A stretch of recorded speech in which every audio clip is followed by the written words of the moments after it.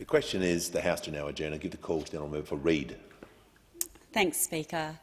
There is a card that I have in my office in Parliament House that is significant to me. It's a card that Senator Penny Wong sent me after I delivered my first speech in this place. And it is significant because of what Senator Wong means to me. She showed me that there was a place for someone like me in politics. And I remember when I was working in this building 15 years ago, when Senator Wong was sworn in as the first Asian-born cabinet minister. And it was a significant moment because it crystallised to me the idea that perhaps this country was ready for greater diversity in our parliament. And I am floored by the idea that 15 years later, I now get to step into this place to be part of a majority female federal government.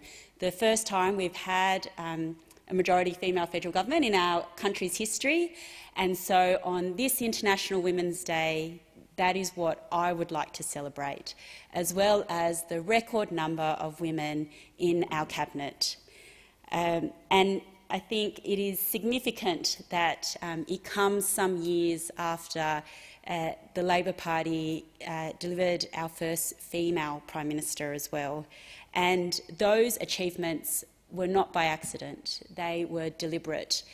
And it was a contentious debate that the party had in the 90s, and it was one that we resolved in 1994, and that was to introduce quotas in our party.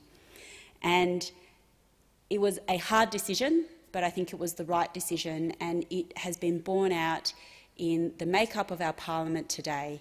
And it is important from a symbolic point of view, absolutely, but more than that. It is important because of all the things that we have been able to achieve by having more women in our parliament. It is no accident that it was during the Rudd and Gillard years that Jenny Macklin, the Minister for Community Services, introduced our country's first statutory paid parental leave. And it was a policy that I then directly benefited from a few years later when I had my own son. And it made the world of difference because any parent will tell you that those first couple of years are the most rewarding but also the hardest. So the ability to combine paid parental leave from my workplace as well as that provided by the government meant that I could take a full year off and spend time with my son. And now, a majority female federal government, the first 9 months of this Albanese Labor government, what we have been able to achieve for women across the country is an expanded paid parental leave, improved affordability for childcare, we've made gender equity an object of the Fair Work Act, and we've introduced paid family and domestic violence leave. And it gives me incredible pleasure and it's a great honour to be able to serve alongside people like Senator Katie Gallagher, the Minister for Finance and the Minister for Women, the first time we've had a minister who has held both of those portfolios, and it's a deliberate decision to put women's economic equality at the heart of the decision-making in this government. I get to serve alongside people like the member for Newcastle, who has guided the federal parliament through the implementation of the Jenkins Review to clean up the work culture in this building, and I think we all benefit from that.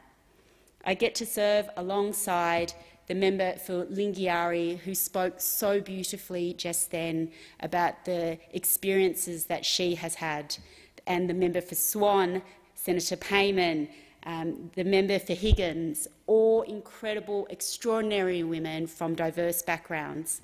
And I'm really excited to call these women my colleagues and my friends. But what excites me most is the knowledge that Labor women will come after me and that they will build on the incredible legacy that the first majority female federal government has been able to lay. So that card that Senator Wong sent me is significant to me, but what is more significant was an interaction that I had in my electorate where a mum came up to me and said that she was proud of me because I gave her daughter someone to look up to.